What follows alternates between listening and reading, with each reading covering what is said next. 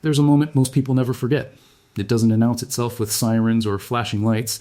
It's the moment the lights go out and don't come back on. The moment you turn the tap and nothing happens.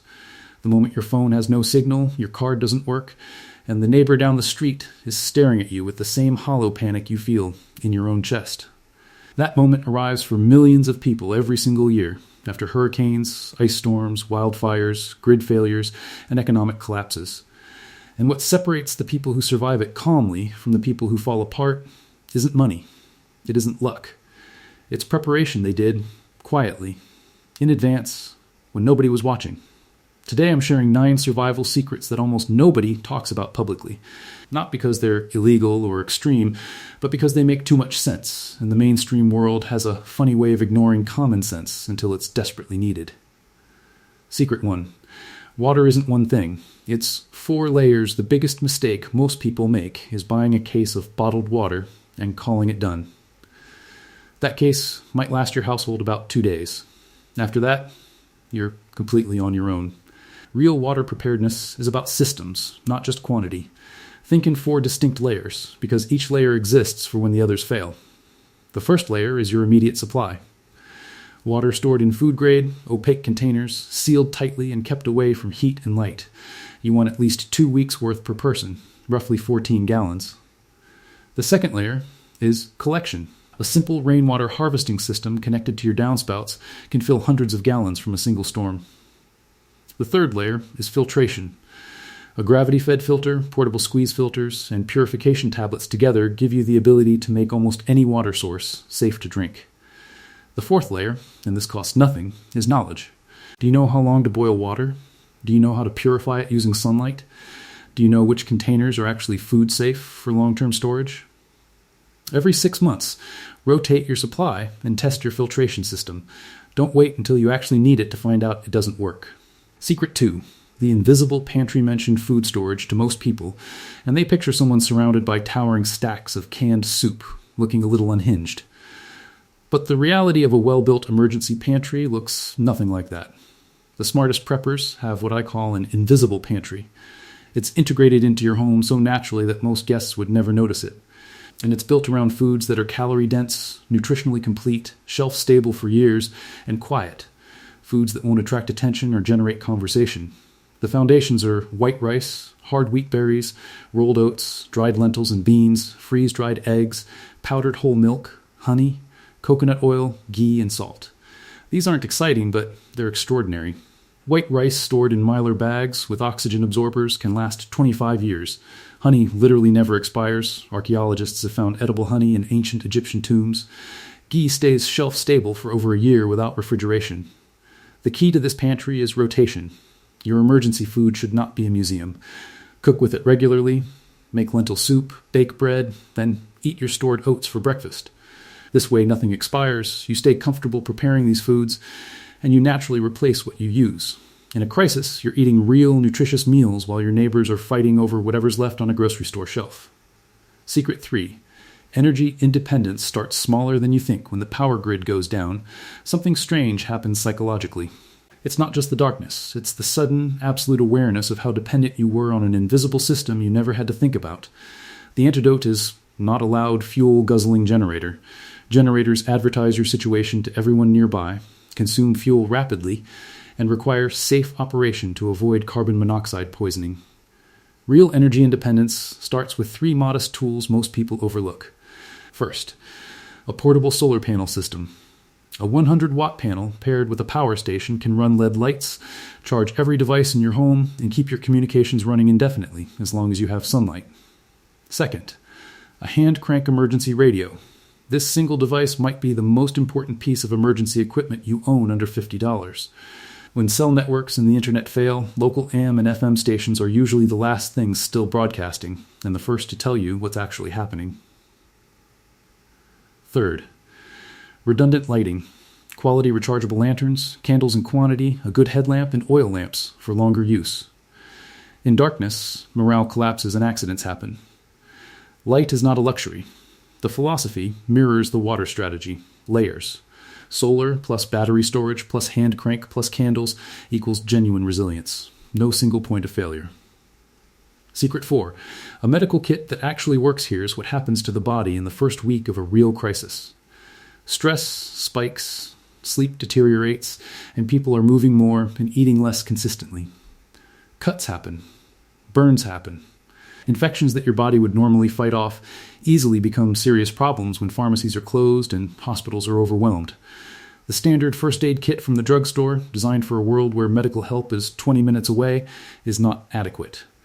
A real emergency medical kit is built intentionally.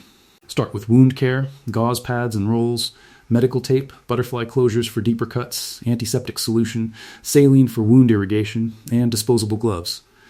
Then medications, ibuprofen and acetaminophen, both because they work through different mechanisms, antidiarrheal medication, antihistamines, and antacids.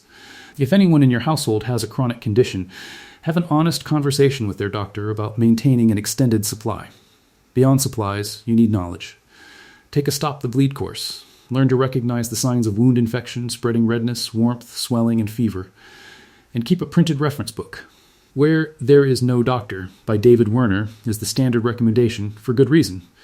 In a prolonged crisis, knowledge written on paper, not stored on a phone that might not charge, is genuinely life-saving. Secret 5.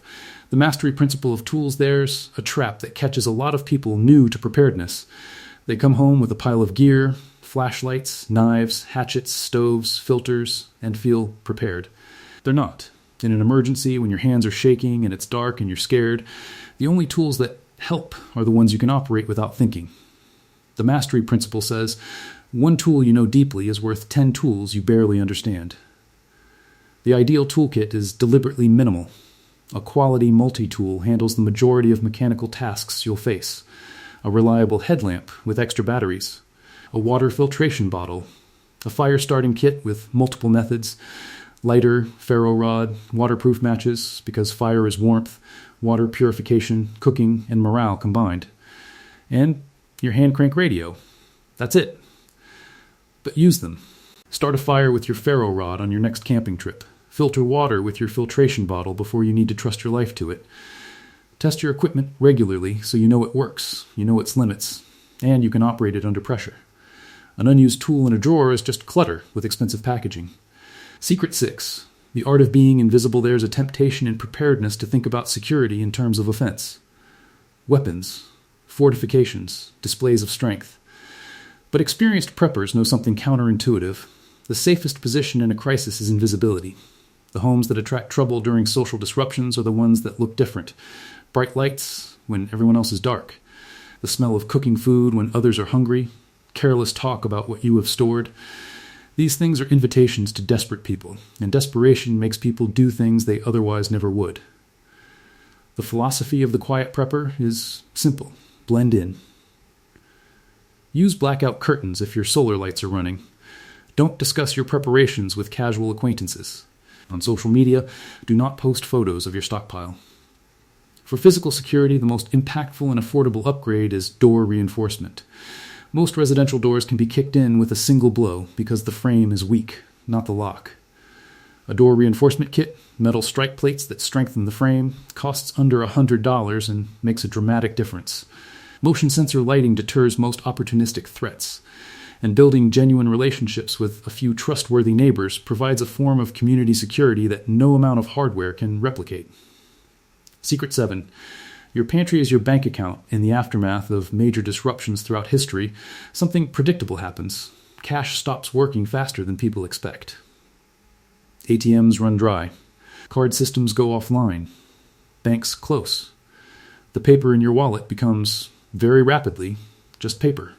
In these environments, real currency is usefulness. It's the thing someone else desperately needs that you happen to have. The items that become most valuable during disruptions are consistently the same.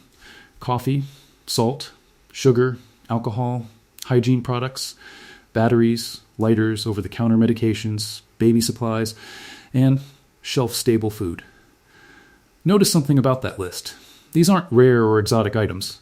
They're things you can stock incrementally, a little at a time, without any single purchase feeling significant. An extra bag of coffee. A supply of lighters from a wholesale store.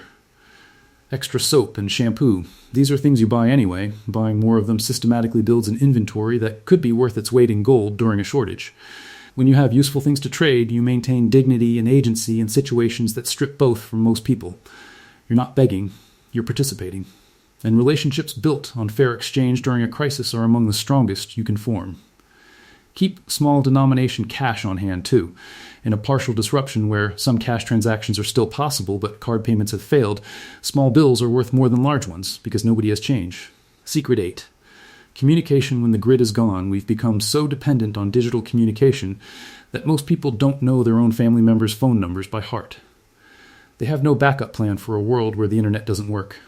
In a crisis, the inability to communicate can be as dangerous as the lack of food or water, because uncertainty about whether your family is safe is paralyzing in a way that few things are. Your hand crank radio handles information from the outside world. But you also need a personal communication plan for your family. Sit down before any crisis occurs and establish this plan on paper. Include a meeting point near your home if you need to evacuate separately. A second meeting point farther away in case the neighborhood is inaccessible. A designated out-of-area contact that everyone checks in with. And a specific time each day when everyone reports their status. Physical copies of critical information are non-negotiable. Phone numbers in a notebook, home addresses of family and close friends, and paper maps of your local area and evacuation routes. Your phone's GPS is useless without battery and cell service. For those who want to go further, ham radio, amateur radio, is one of the most powerful emergency communication tools available to civilians. The barrier to entry is low, a basic license exam most people pass with a weekend of studying and a handheld radio that costs around $30 to $50. In a widespread emergency, ham radio operators form spontaneous networks capable of relaying messages hundreds of miles.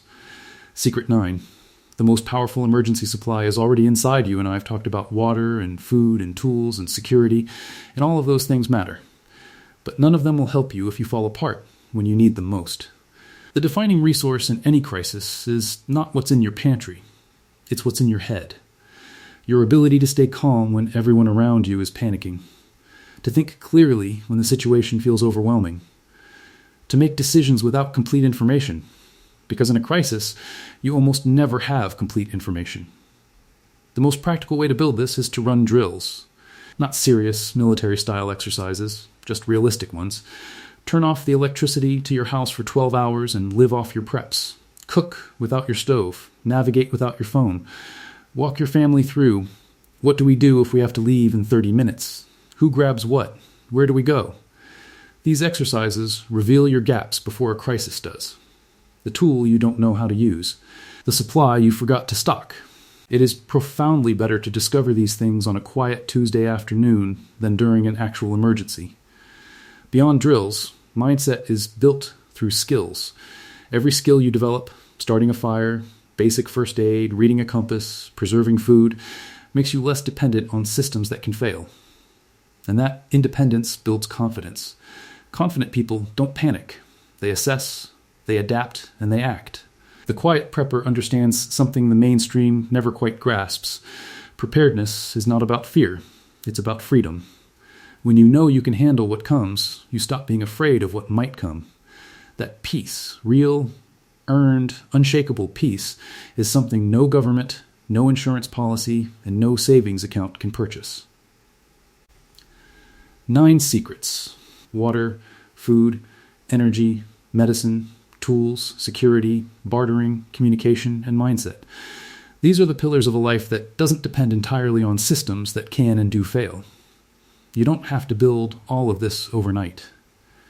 Start with one category. Get your water storage right. Then add a month of food. Then build your communication plan. Each small step is one more thing that will hold when everything else shakes loose. The news won't warn you in time. The government won't reach you fast enough. But you, if you start now, quietly, without drama, you can be ready. And ready doesn't mean fearless. It means free.